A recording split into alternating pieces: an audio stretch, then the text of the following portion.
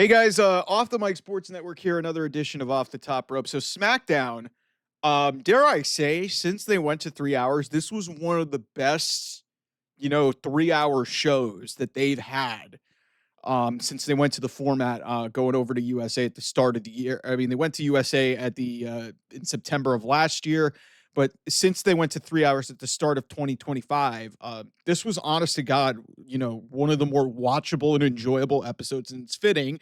It's the day before a premium live event in Los Angeles, and the Bakersfield crowd brought it, so like it was a good night. But the one thing I really want to illustrate here right off the top, because one of the big takeaways from this and going into tomorrow is, my God, this women's division is incredible in WWE. It really is. It's like, and you look at the like, remember what one of my big critiques from Dynamite was, all the schmucks are going to come in. Why do you have to make this about AEW? Guys, the talent levels in both these divisions is great. But when you look at what is going on in WWE, in the span of like 5 minutes, you had Tiffany Stratton come out to an enormous pop. You had Rhea Ripley come out to an even bigger pop. And then you had Stephanie Vicaire come out to like not as much of a, because Rhea is in a league of her own, but Stephanie gets a pretty good pop. And then Alexa Bliss comes out and gets a great pop. And then after the break, Naomi gets a good reaction. Julia, God bless her. I mean, she's kind of been dead on arrival, and Julia's great. There's no connection with the audience. And at some point, maybe that'll work out for her. But Naomi and Roxanne Perez get good reactions. It's just the amount of talent, the depth, and the array of talent in this division is unlike any division in any wrestling promotion anywhere. And I don't think it's close which division is superior. You can say from a talent perspective that, AEW may be somewhat comparable, but the booking is so god-awful there that WWE has got this whole thing in the women's division on lock, and that's why they're doing Evolution again, because this is like the perfect time to do it. You just brought up so many talented women to your main roster.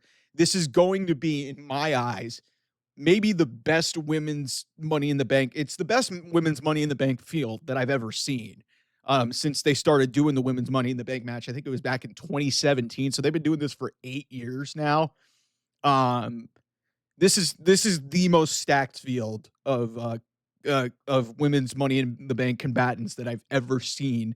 You've got Rhea Ripley in there, Alexa Bliss in there, Stephanie Vicaire in there, Roxanne Perez is in there, Naomi, Julia. Like, all these women can work. Most of them are over. Julia doesn't get enough credit.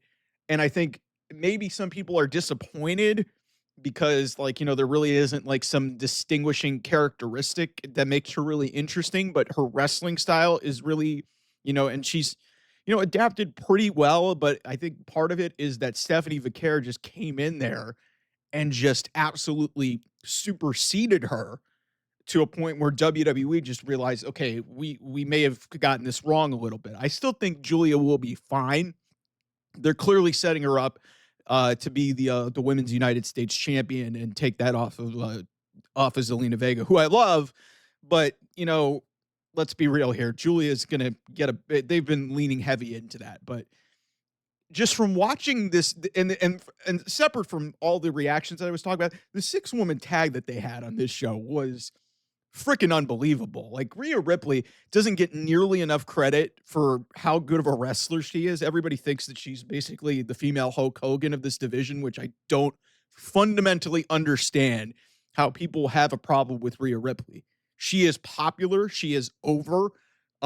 She can wrestle. And, I'm going to get into something a little bit on Rhea Ripley, because I think we have a perception about Rhea Ripley that we should be directing at somebody else in another company. There's your tease right there. But just, from watching this and, going into tomorrow, or depending on when you watch this, going into Money in the Bank, it's just clear as day, man. This women's division is just flat out freaking absurd.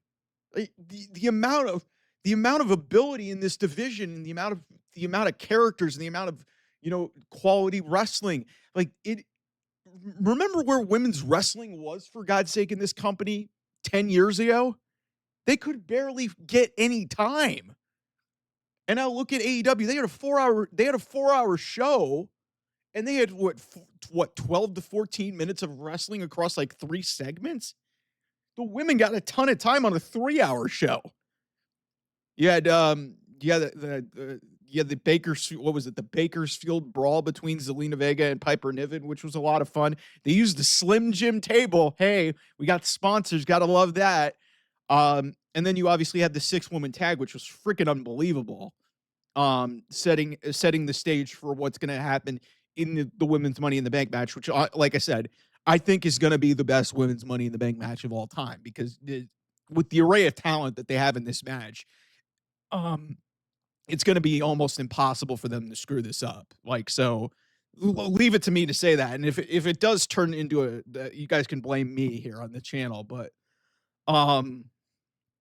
man, it's just, like I said, just from the intros to the way this match was executed, just like I said, just you bring in so many, like, talented people from the NXT roster. And that being said, NXT is about to get Mariah May, whatever her new name is, because it seems like that's going to be the direction of her. Jordan Grace is still there. You still got JC Jane and the Fatal Influence, who've been really good in that division for a while.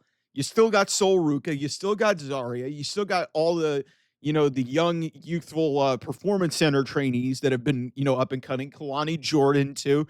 It's just, there's so much depth in this division, and there's so much potential to grow, that it's unbelievable how great this division is. And when I compare it side by side with what's going on in the AEW women's division, I know the number one argument that I'm going to keep getting is, well, hey, we've got the best women's match of all time coming up. And yeah, that's great. AEW's got a lot of name value in their company. What has it gotten them? You guys had 2 women fighting over a steak on Wednesday night, over a really poorly overcooked steak that I don't know if it was actually even a real thing, but, whatever.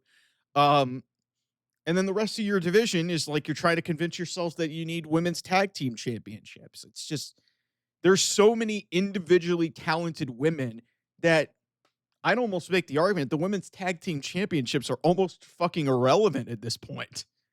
I mean, I'll have to go back and think in my mind of who the heck the women's tag team champions are at this point. I can't even fucking remember it. I can't even remember. Like, you guys can correct me in the chat here, but it's just, like I said, just watching that match and just, that was the biggest takeaway for me. And I saw a lot of people on social media talking about it, and I was just like, holy crap, man. Like, this, like, I've known that this women's division is top tier. It's not even close.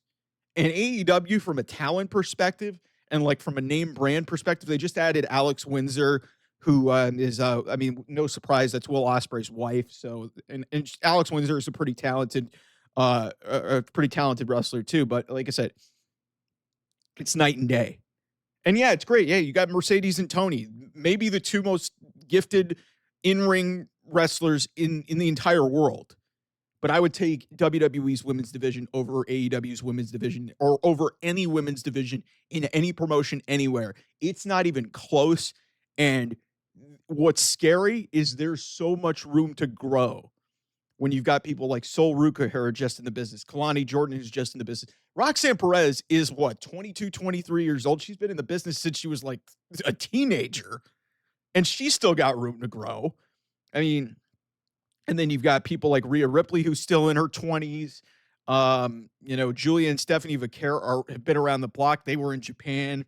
They were all around the world. Like, it's the depth, the versatility, the skill set. It is, and it just goes to show you that investing in women's wrestling really shows.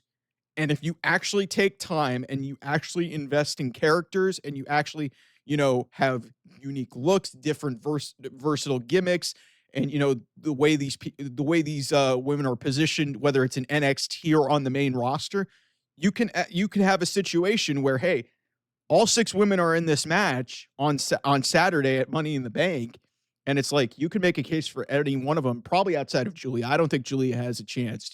It's clear that she's going after the the Women's United States Championship. And even though they want to frame that as a possible thing, that's not happening. They're not doing that. They're going to make this for the women.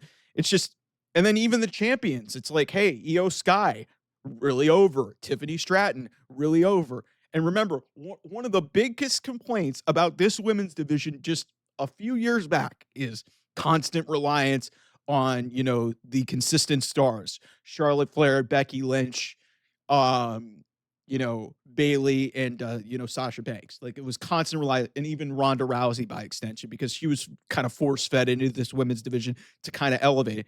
And here we are now. Like, I've listed, like, the 6 women in this match, like, it's unbelievable. And then even the champions and everything. Like, Becky Lynch is on this card at Money in the Bank, but she's fighting for the Women's Intercontinental Championship against Lyra Valkyria, who has elevated herself a lot since she got on the main roster. For God's sake, Nia Jax has become a valuable piece to this women's division. And now she doesn't need to be utilized as heavily anymore because there's so many other talented women in this division that can, go out there and perform at a high level. So, again, biggest takeaway for me on this night, this women's division is so much better than any other promotion in any wrestling company anywhere. Women's wrestling, you can buy stock in it now, and especially if you're buying stock, buy it in the WWE women's division. Listen, I'd be stunned if that women's Money in the Bank match is anything less than spectacular. I can't wait to see it. Anyway, I'll see you guys soon. Bye-bye.